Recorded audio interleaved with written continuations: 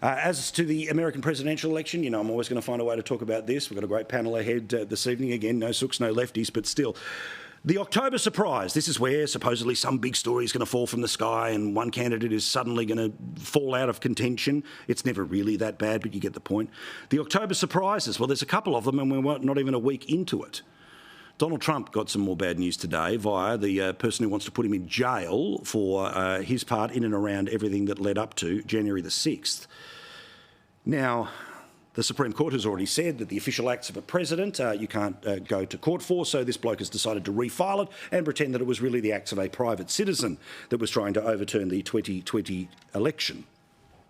Now, this is all great for the MSNBC types or those that think Donald Trump is the most evil orange thing to have ever inhabited the planet. But every time this happens, where they ratchet up the lawfare, the poll numbers go up as well. And according to the very latest polls, he's either just in front or just behind, meaning that if he's a bump, he can lock this election away if he's in front, or he may well be able to, by this time next week, be the leader of the election. So he correctly calls them out for trying to create the October surprise of 2024.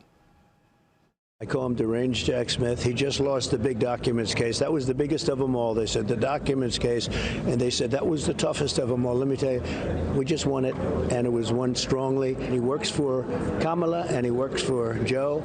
This was a weaponization of government, and that's why it was released 30 days before the election. Now, the other October surprise is one that you're probably going to have to send out a search party to find, because no one in the mainstream media is going to want to talk about this whatsoever. And when we mean mainstream, we mean access, we mean pro-Democrat media. Doug Emhoff is the husband of Kamala Harris. He could end up being the first gentleman of the United States should she win. Now, normally I wouldn't talk about a story involving a spouse, but I do when they give interviews like this, where they get the foot licking from this host on MSNBC, who, of course, used to be Joe Biden's spokesperson in the White House.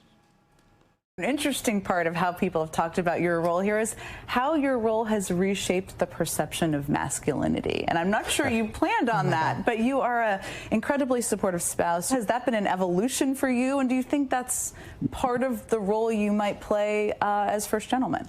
It's funny. I've started to think a lot about this. I've always been like this. Purer than the driven snow. Cheated on his first wife and knocked up the nanny. OK, then there's this story. First started in the Daily Mail, then to page 6 in the New York Post. Kamala Harris's husband, Doug Emhoff, has allegedly slapped his ex for flirting with another man during a drunken night out. Mainstream media, access media, pro-Democrat media. Yeah. Thankfully not Megyn Kelly. We'll have a chat to her a little bit later in the program.